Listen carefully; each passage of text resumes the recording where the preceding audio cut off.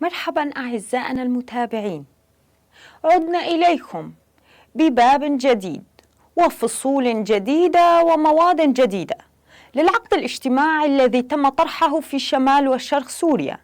اليوم بفصل جديد سنتعرف فيه على النظام المجتمعي للعقد الاجتماعي.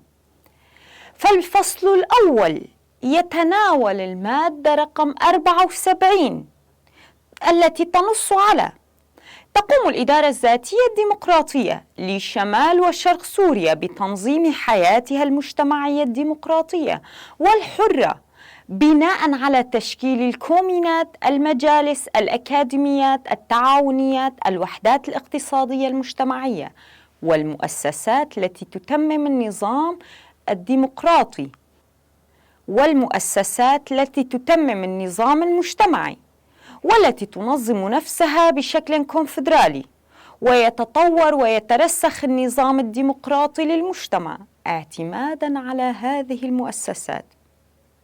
وبهذا أعزائنا المتابعين نصل وإياكم إلى ختام فقرتنا لهذا اليوم، على أن نلقاكم مجددا. لا تنسوا متابعتنا. دمتم بخير.